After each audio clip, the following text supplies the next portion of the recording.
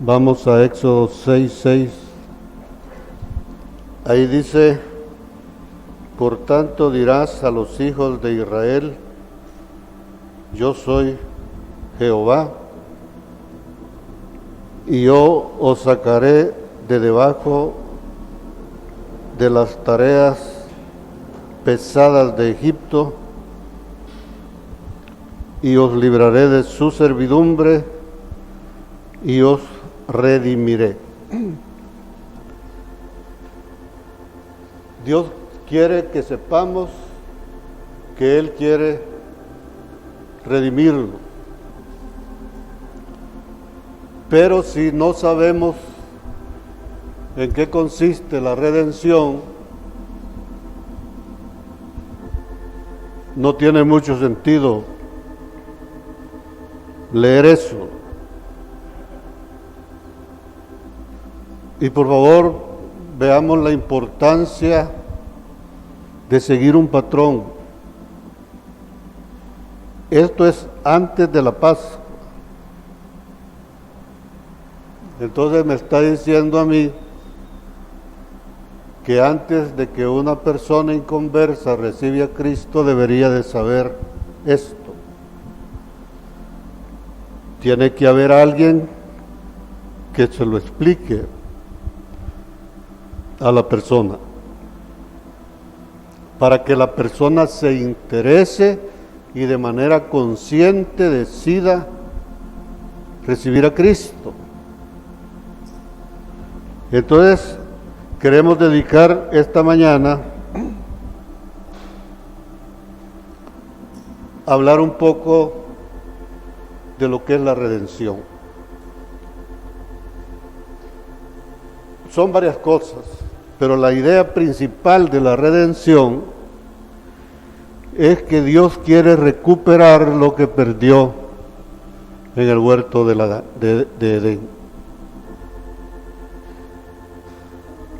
Antes de la caída, Adán, que representa no representa, que es la humanidad entera, ahí estábamos nosotros. Antes de la caída le pertenecíamos a Dios. Después de la caída pasamos a ser propiedad de Satanás.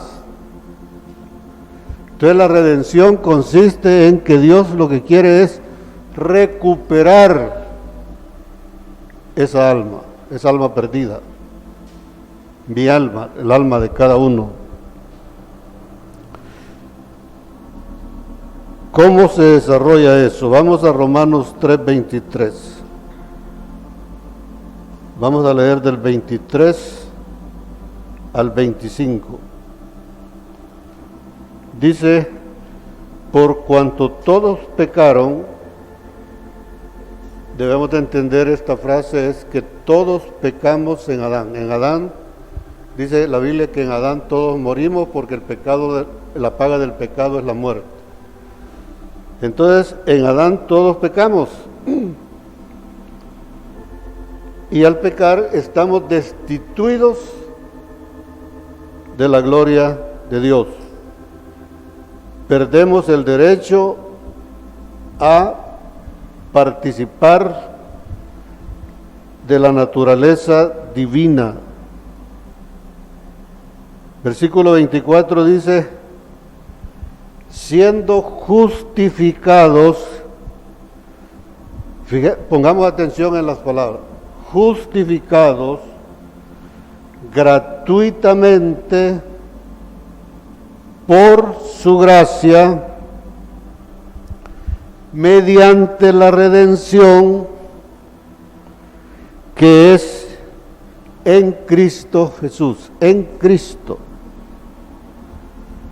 Entonces la redención tiene que ver con la justificación, tiene que ver con una justificación. Me dice que eso es gratuito y que es por la pura gracia del Señor. Simplemente estoy haciendo énfasis, que pensemos, no solo lo leamos, sino que pensemos. meditemos en cada palabra. La redención es una justificación. Esa justificación es gratuita y es por su gracia. La justificación consiste, si leemos en el versículo 25, dice, a quien Dios puso como propiciación por medio de la fe en su sangre. Ese es un detalle importante. ¿Cuál sangre? La que fue derramada en la cruz del Calvario. Entonces, si yo creo en el sacrificio, entonces pongo la confianza en que la sangre derramada por Cristo en la cruz me va a justificar. ¿De qué? Dice, para manifestar su justicia a causa de haber pasado por alto en su paciencia, lo dice claro, los pecados pasados. ¿Pasados en cuanto a qué? A ese momento, al momento de que yo acepto a Cristo, mis pecados pasados son perdonados. Y lo que yo tengo que hacer es tener confianza, tener fe de que la sangre derramada por Él pagó por esos pecados. Un pecado, la caída, nos apartó de Dios, fuimos expulsados de su presencia, y entonces, por medio de esta justificación, que es la redención, podemos volver al lugar de donde habíamos salido. Entonces, yo no puedo tener fe en la sangre de Jesús para que me perdone mis pecados si no me han explicado de qué se trata. Por eso necesitamos saber eso. Tenemos que creer que su sacrificio se hizo en lugar del sacrificio que a mí me correspondía. Eso es lo que podemos decir si tomamos la figura de la Pascua, de las fiestas de Jehová. Eso es la Pascua, el comienzo, la primera fiesta. En ese momento nos volvemos una primicia para el Señor. O sea, estamos bajo la potestad de Satanás, bajo sus órdenes, bajo su propiedad, y ahora al comer al Señor, comenzar a comer al Señor, al Cordero, pasamos a ser propiedad de Él como primicia. La fiesta de la Pascua incluye la fiesta de las primicias. Y dice la Escritura que es por gracia y es gratuito. Son dos cosas diferentes. La enseñanza tradicional enseña esto como que si fuera lo mismo, que gracia es gratuito. Totalmente erróneo. Son dos cosas diferentes. ¿En qué consiste la gracia? En que Dios, por el puro afecto de su voluntad, porque Él nos amó primero, Él tomó la decisión de darnos a nuestro Señor Jesucristo, y Cristo aceptó el trato y murió en la cruz por nosotros. Eso es la gracia. O sea, el hecho de que Él de su propia voluntad decidiera morir en la cruz para darnos una bendición. Y eso que Él hace no nos cuesta a nosotros absolutamente nada. No tenemos que pagar nada. es un regalo, es por gracia. Esa es la diferencia. Cuando hablamos de gratitud es que a mí no me cuesta nada, pero la gracia es lo que Él hizo por nosotros. Siendo enemigos, Él tomó esa decisión de regalarnos la salvación. Y esa salvación comienza con una redención. Y la redención consiste en la justificación de mis pecados pasados de ese momento para atrás.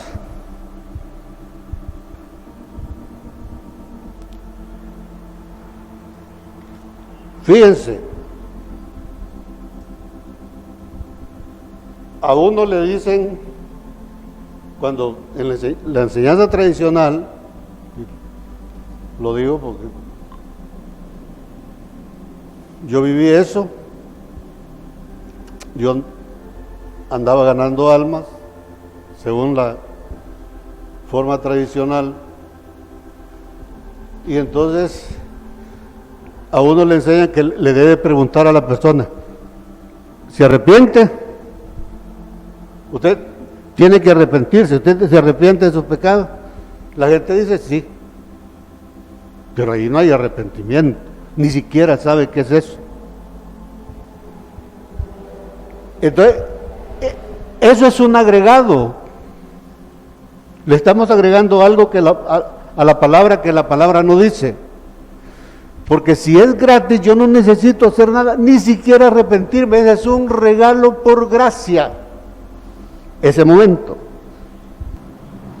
Romanos 6, vamos a leer del versículo 4 al 6. Romanos 6, del 4 al 6.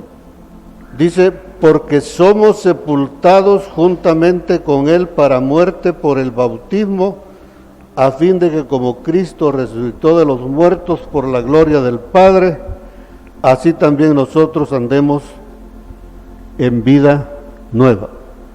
Porque si fuimos plantados juntamente con Él en la semejanza de su muerte, así también lo seremos en la de su resurrección. Sabiendo esto, que nuestro viejo hombre fue crucificado juntamente con Él, para que el cuerpo de pecado sea destruido, a fin de que no sirvamos más al pecado.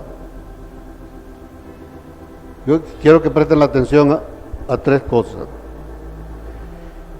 Al final del 6 dice, así también nosotros andemos en vida nueva. En el 6 dice, sabiendo esto, que nuestro viejo hombre fue crucificado. ¿Es real eso? Con solo hacer una oración. No conozco a nadie, tampoco yo, que después de haber recibido a Cristo ande en vida nueva, que su viejo hombre ya está muerto y que no sirva más al pecado. Hay congregaciones que le dicen a uno que con solo recibir a Cristo, hacer por medio de una oración, usted ya no peca. Conozco personas que me lo han dicho, yo ya no peco. No es cierto, hermanos, todos los días pecamos. Y para saber si estamos pecando o no, deberíamos de estudiar la Escritura, porque aquí nos revela muchas cosas que según nosotros están bien, pero la palabra dice que no, que son pecados. Aún orarle a Dios puede ser pecado en determinado momento, porque si Dios quiere que en ese momento yo esté haciendo otra cosa y yo digo no quiero hacer eso, voy a orar, esa oración es pecado. Porque está en contra de la voluntad de Dios. O sea que cuando alguien dice yo ya no peco, no sabe qué son los pecados, cuáles son los pecados. Y los está cometiendo y no sabe. O sea, el hombre viejo está vivo. Deberíamos de poner atención en las palabras. Aquí dice,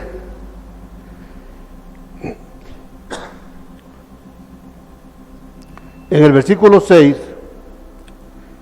dice, sabiendo esto que nuestro viejo hombre fue crucificado juntamente con él, para que el cuerpo de pecado sea destruido. Es un acto futuro, no es destruido en ese momento. Hasta que el hombre viejo muera, entonces ya no vamos a pecar, porque es el hombre viejo el que nos obliga a pecar.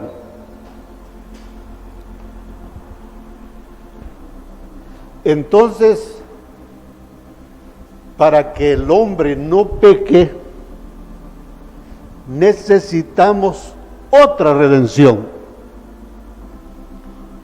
Lo que hemos hablado ahorita, lo que dice Romanos 3, del 23 al 26, está hablando de la redención de los pecados que hemos cometido desde ese momento para atrás. Eso sí, a eso Dios le llama redención, pero es específico. Es la redención de nuestros pecados pasados por la fe en su sangre. Hoy vamos a hablar de la otra redención y van a ver que la Escritura es clara al mencionar eso. Vamos a Efesios 1, versículos del 3 al 5.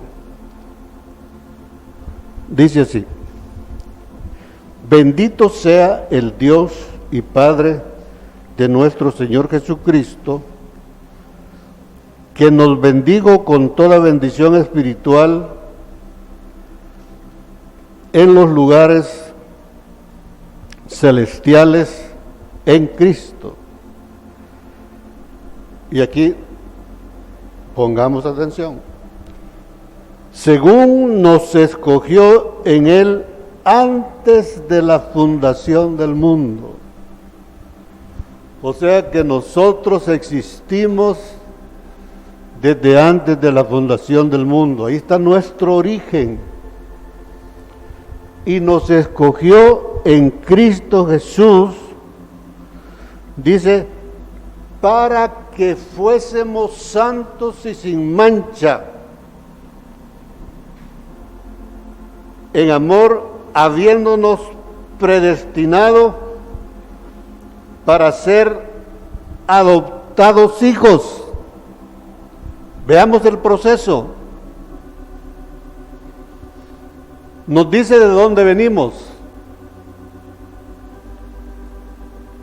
Y acuérdate que cuando Él formó a Adán, ese hombre era carnal, terrenal, animal y estaba desnudo. Así era. Y por ser carnal, está sujeto a cometer pecado y de hecho así sucedió. Se dejó engañar. Entonces Dios dice, salimos de ahí desde antes de la fundación del mundo, pero con la condición de que seamos santos y sin mancha. No dice para que seamos santos sin mancha. Dice santos y sin mancha. Porque primero somos santos. Cuando lo recibimos, somos santos porque Él es santo. Y santos también significa ser apartados. O sea, ahí en Egipto lo que Dios hizo fue agarrar un pueblo y lo apartó para tener un trato con Él. Así nosotros, de en medio de todo el mundo, de en medio de nuestra comunidad, Dios, por el puro afecto de su voluntad, me escoge. para comenzar una nueva vida que me lleve a ser sin mancha. Mancha es pecado. Entonces dice, en el 5 dice, en amor, o sea, por puro amor de parte de Él, habiéndonos predestinado. Ese es un momento posterior.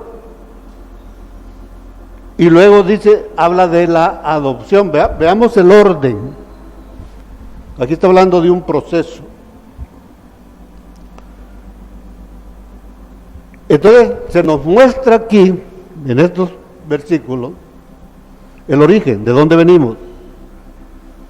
Y se nos muestra la meta, donde debemos de llegar, a ser santos y sin mancha. Entonces, hoy reconozcamos que somos santos porque Él está morando en nuestro corazón y Él es santo.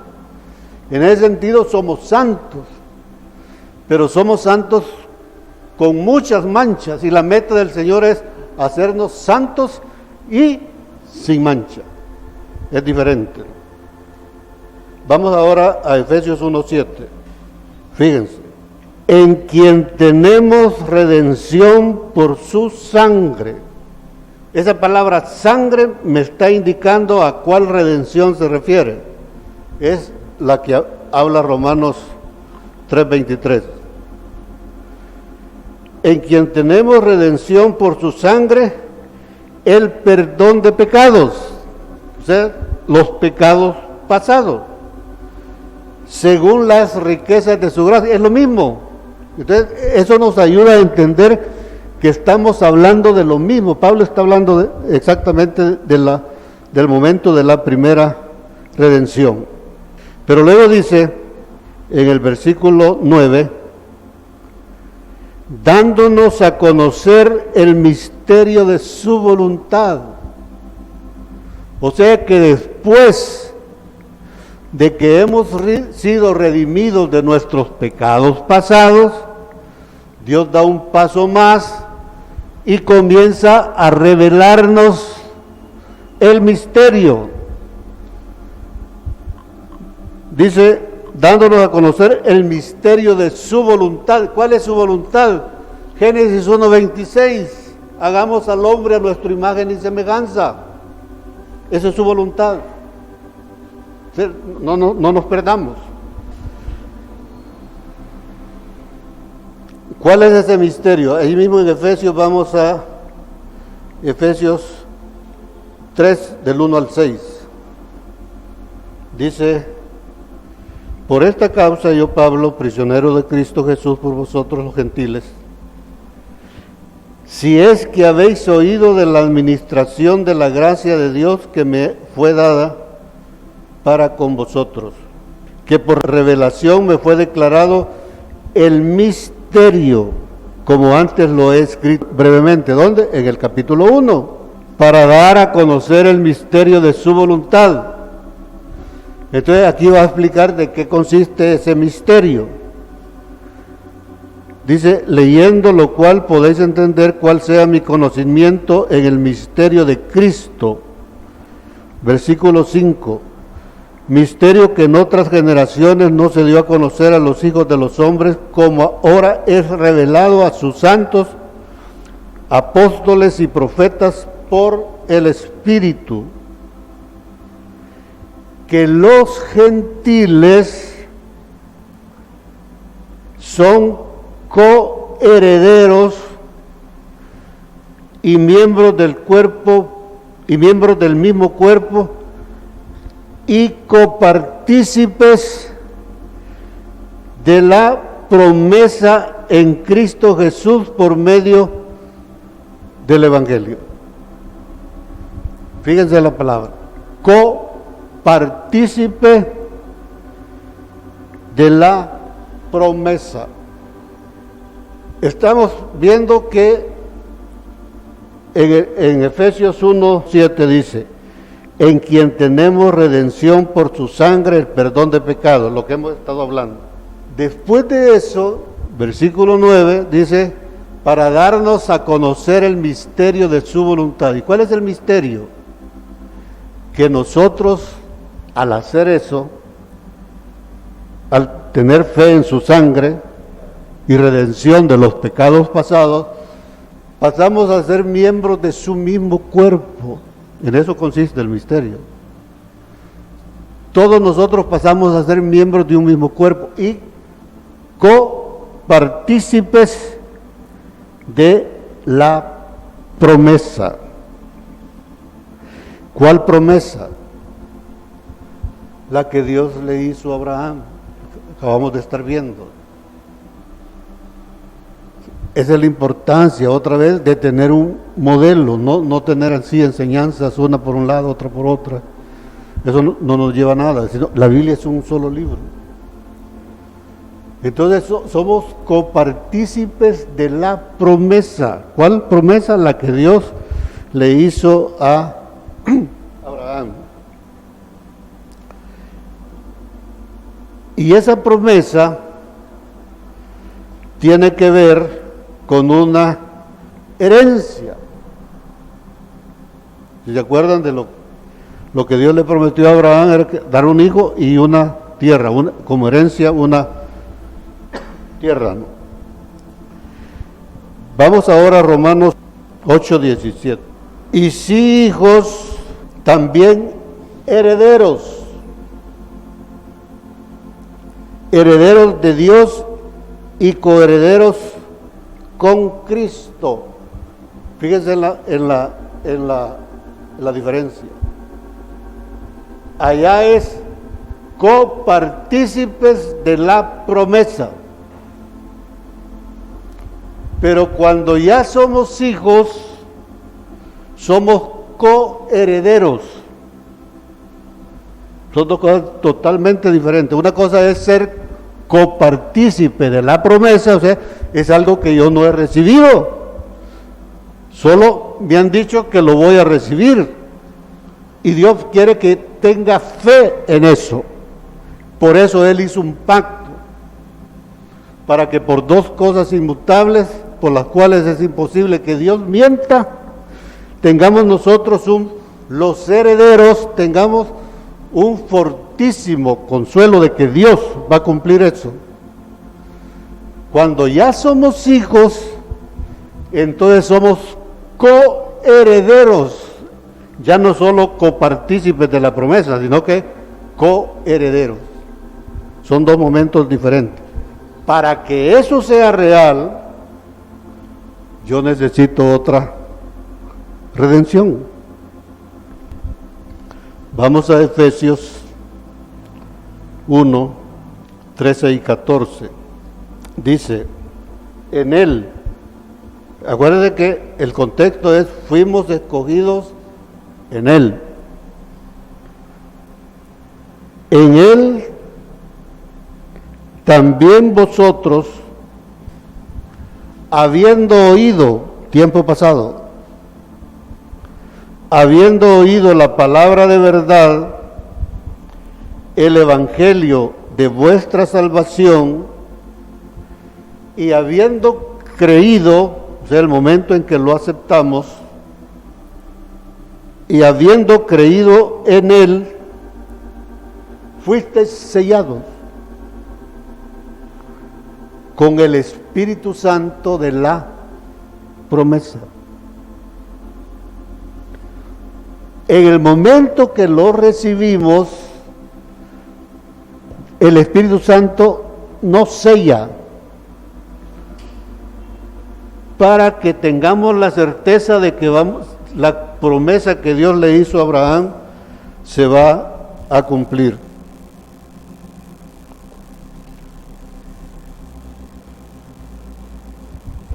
Ahí dice, el versículo 14, Efesios 1:14 dice, ese sello es las arras de nuestra herencia. Pero la herencia se va a obtener hasta la redención de la posesión adquirida. Eso es otra redención. En la primera redención lo que tenemos es perdón de pecado. Después de haber recibido a Cristo y después de haber sido justificados o redimidos de los pecados pasados, Dios comienza a revelarnos el misterio. Hermanos, debemos de sentirnos agradecidos con Dios, porque Dios nos está revelando el misterio, que todos nosotros los que estamos aquí, Dios nos está diciendo que somos copartícipes de la promesa. O sea, el día que lo recibimos fuimos sellados como las arras, como sucede en un matrimonio. Recuerden que hay un desposorio y el desposorio es un compromiso nupcial. Entonces recibimos las arras del Espíritu Santo, que es la garantía de que a futuro vamos a recibir la herencia. Pero para recibir la herencia necesitamos ser redimidos de la posesión adquirida. ¿Qué es eso? Vamos a Romanos 8:23. Recuerden que el autor de Romanos es el mismo autor de Efesios. Entonces, no leamos las cosas de forma aislada, sino que integrémoslas. Es Pablo, él está hablando de lo mismo. Romanos 8:23. Leamos el 22. Porque sabemos que toda la creación gime a una y a una está con dolores de parto hasta ahora. Hermanos, si Dios no nos da una visión espiritual para ver los acontecimientos que están pasando, si no estudiamos la palabra, que la palabra nos dice que todas las cosas que sucedieron antes se van a volver a repetir. Una cosa que el Señor Jesús, por lo menos unas 2 o 3 veces en los evangelios, dice: oh Jerusalén, Jerusalén, si tan solo supieras el tiempo de tu visitación. En otra ocasión él llora y dice que Jerusalén va a ser destruida porque no conocieron el tiempo de su visitación. Esa visitación que él hizo hace 2000 años se va a repetir. Él lo dijo. Ahora en un cuerpo, en un hijo varón, un remanente, se va a repetir.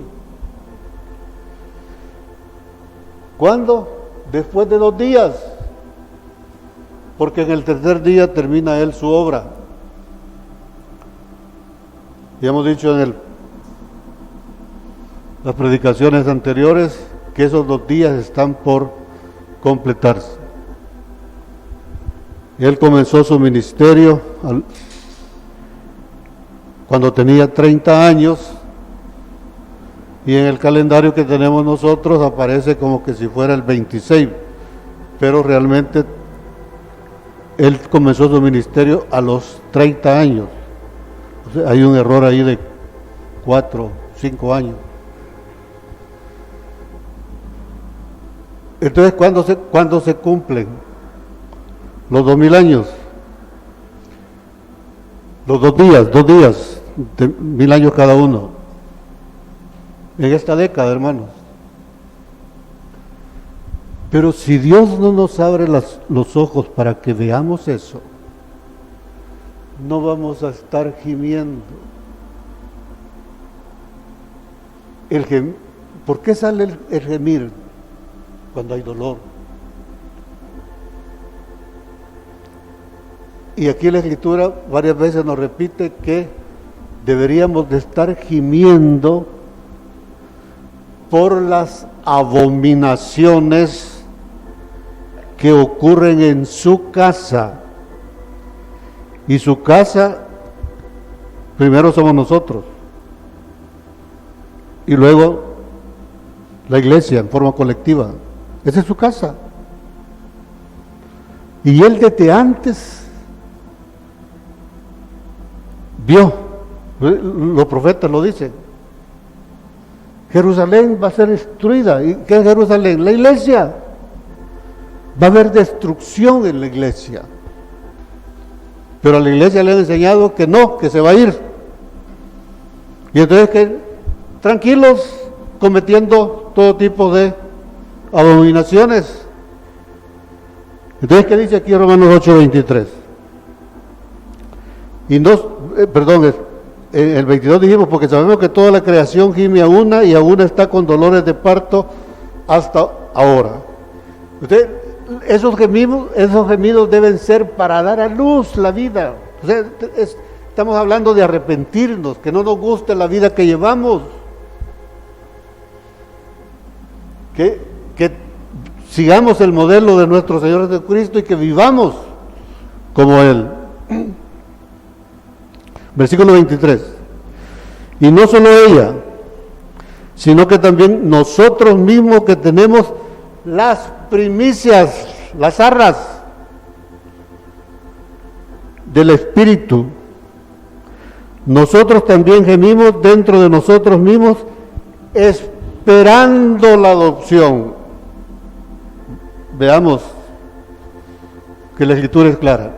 Primero somos redimidos por la fe en su sangre. Ahí pasamos a ser miembros de un solo cuerpo, el cuerpo de Cristo. Y comienza Él a enseñarnos este misterio. Pero para nosotros ya no es un misterio, a menos que no lo crea. Y ese misterio consiste en esperar la promesa. Pero resulta que en la iglesia se están haciendo abominaciones nosotros mismos. Examinémonos a nosotros mismos y vamos a darnos cuenta de que le fallamos a Dios. Entonces debe surgir un dolor como mujer de parto, que se arrepiente y comience a gemir: Señor, perdóname, hemos fallado, Señor, levántate tú en medio de nosotros, levántate con poder, despierta del sueño, iglesia, ya deja de estar borracha, levántate, oh hija de Sión, levanta tu voz con gozo. Un gemir. ¿Para qué? Para recibir la herencia. ¿Y en qué consiste esa herencia? Dice ahí: dentro de nosotros mismos, estoy leyendo el 23, esperando la adopción. ¿Qué es la adopción? La redención de nuestro cuerpo. Eso es la posesión adquirida, hermanos. Dios no creó a Adán con un cuerpo como el que tenemos.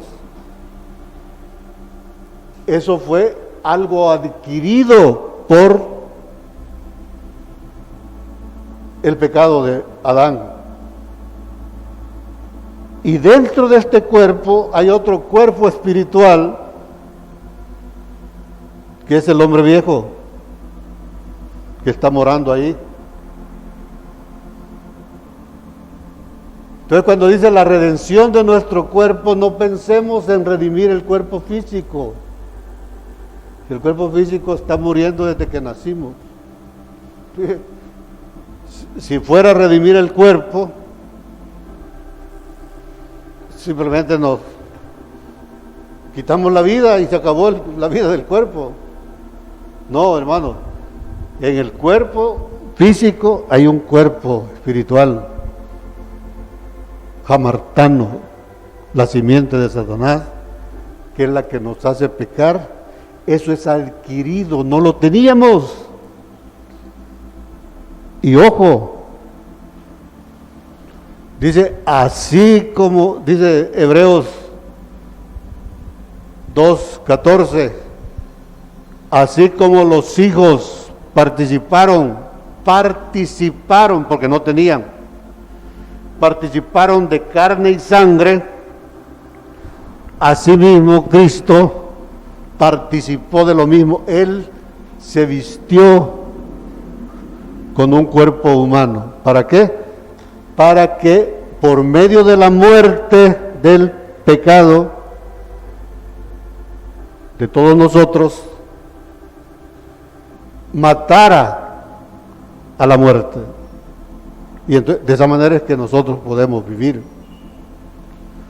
Entonces, hermanos, necesitamos otra redención. Es diferente. Allá es la redención de los pecados pasados. Aquí es la redención de la posesión adquirida. Es otra.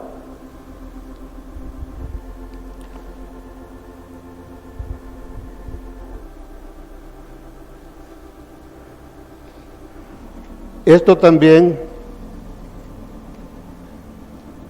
lo podemos ver en otra escritura. Ahí está todavía mucho más claro, pero ya no me alcanza el tiempo para que hablemos completamente de eso. Lo vamos a ver en la próxima predicación.